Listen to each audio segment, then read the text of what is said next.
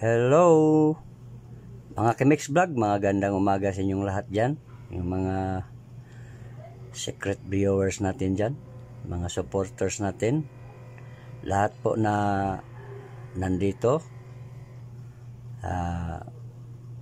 Mega love shout out po sa inyong lahat. Ito may isi-share na naman ako sa inyo, kahit maliit lang itong problema, ay dapat rin yung malaman isang washer. Kasi ito, tingnan nyo, yan, hindi naman siya umaalog, yan, hindi naman siya umaalog-alog, yan o. Napakaganda pa yung mga ano niya dito, yung mga bushing at saka itong shafting natin. So ang problema lang dito guys, yung washer, napudpud na yung washer, na wala na, kasi tingnan nyo ang clearance niya, malaking clearance na oh. Kaya siya maingay. So yun ang isi-share ko sa inyo ngayon, para malaman nyo na yun lang pala. So it is pandarin natin guys, para makita nyo kung gaano siya kaingay. Yan guys oh. Pag sa gabi na yan guys, grabe na yung ingay. So hindi mahimbing yung tulog natin dahil sa ingay ng electric fan. So ngayon ang gagawin natin yan, dagdagan natin ng washer. Ito po yung washer guys, yan o. So dadagdagan natin yan para mawala na yung ingay guys. So ito guys oh, ito po yung idagdag natin, yung washer. Yan guys, ito po yun guys, ang idagdag natin. So para wala na itong clearance, para hindi na siya umaalog-alog. So bubunutin ko muna, uulitin ko na yung alog niya guys, palabas paspasok. Oh, tingnan niyo, palabas papasok, palabas papasok. So ang yung ikot niya, hindi siya steady yung ikot niya. Habang umiikot siya, nagaganon-ganon siya. So kailangan walang clearance to. Kung meron man, yung maliit lang, para hindi siya mag-vibrate. Kasi ito mag-vibrate to eh. Yan oh. Pero kung sira pa yung ating shafting bushing dito, ito ay umaalog-alog yan. So ngayon, ang nangyari nito ngayon, wala nang washer, kaya umaalog-alog siya oh. Pasok labas, pasok labas. So paano ba to palitan? So ito lang guys, para makita nyo, para matuto rin kayo. Yan, tatanggalin natin to, 4 na screw, 5 pala, pati dito sa ating ano, router. Okay, tanggalin ko ha, para makita nyo.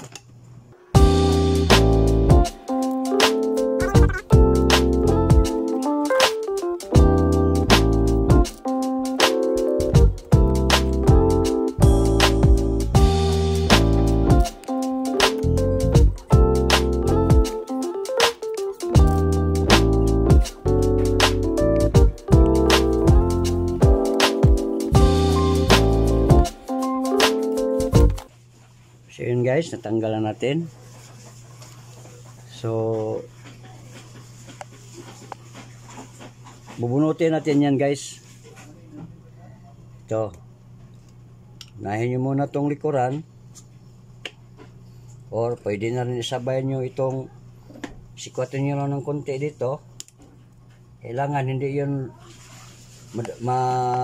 anuhan yung windings. Yan guys oh. Yan. Masira na pala yung ano niya dito guys, oh. Kaya pala.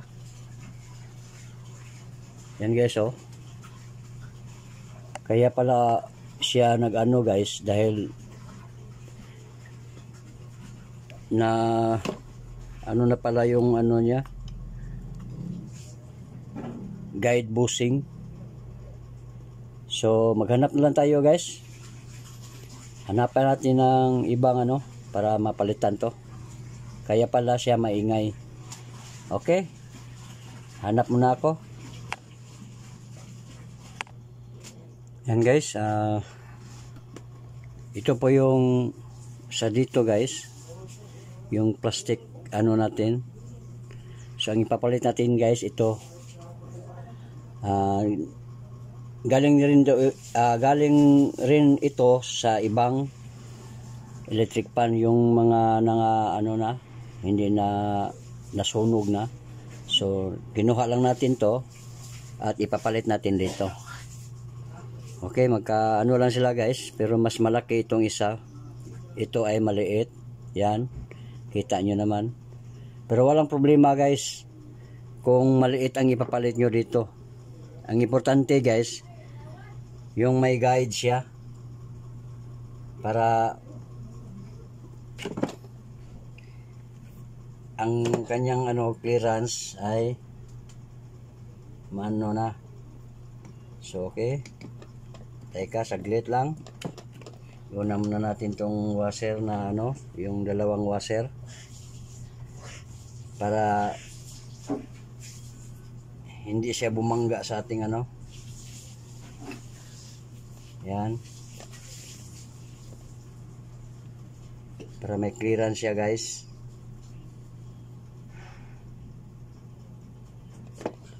Yan, oh, may clearance na siya guys. Tapos dagdagan natin ng washer.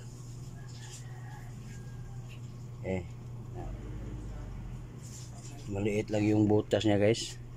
Hanap lang tayo ng iba guys. Ayan guys, nadagdagan na natin. So i-try natin guys, i-try muna natin to ikabit, tapos tingnan natin kung may clearance pa ba siya. Ganyan lang guys.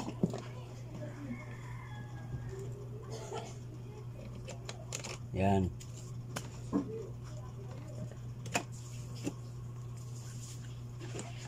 Meron pa guys, pero kulang pa. Hanapan na, dagdagan pa natin ng konti guys.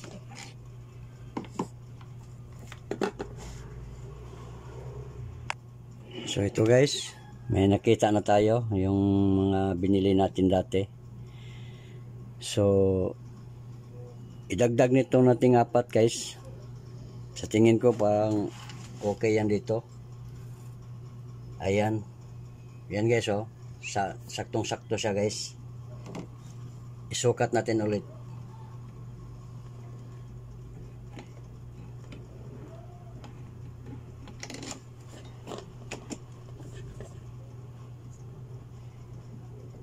Kulang pa ng isa guys. Idagdag na lang natin yun.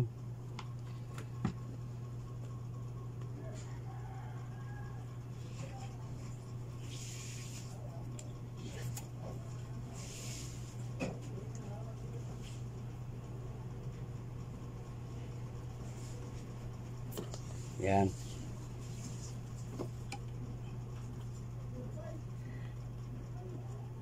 Kailangan maliit yung clearance guys para hindi na siya maalog.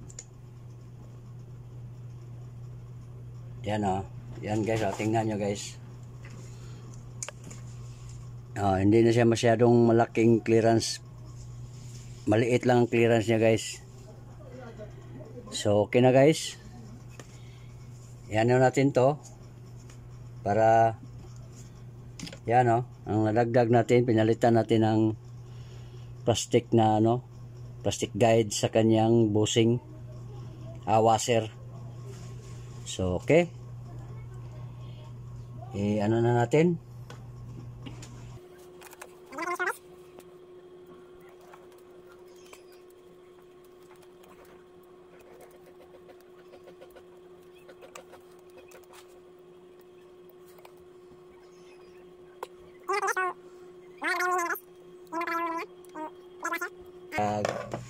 may ano din ito, may parang blower din ito kasi siya ang magpalamig sa kanyang windings. So yan, yan muna natin to.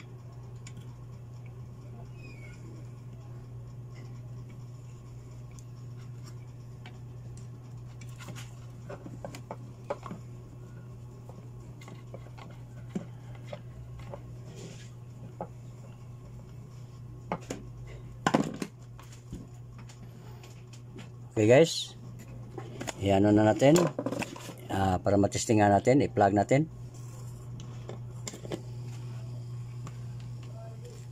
Yan guys, oh. Wala nang ingay guys. Diba, wala nang vibration. So yun lang guys ang diferensya niya guys. Maugong na siya, wala na siyang ugong guys, wala na siyang ingay. Garalgal, wala na. So tingnan nyo guys. Ganda ng ikot niya guys. So ikakabit na lang natin yung ano dito, yung blade at saka cover dito. Okay, ikabit ko muna. Ayan guys. Okay na siya guys. Sana may nakuha kayong kunting kalaman dito sa ating ginagawa na dual electric fan. Pag ganyan guys, madali lang yung makuha yan. Madali lang trabahuin yan guys. So hanggang dito na lang. Kung hindi ka pa naka-click sa ating notification bell, please paki-click sa ating notification bell para pag mayroon tayong bagong i-upload ay manotify kayo kaagad. Thank you for watching everyone. Bye bye. God bless us all.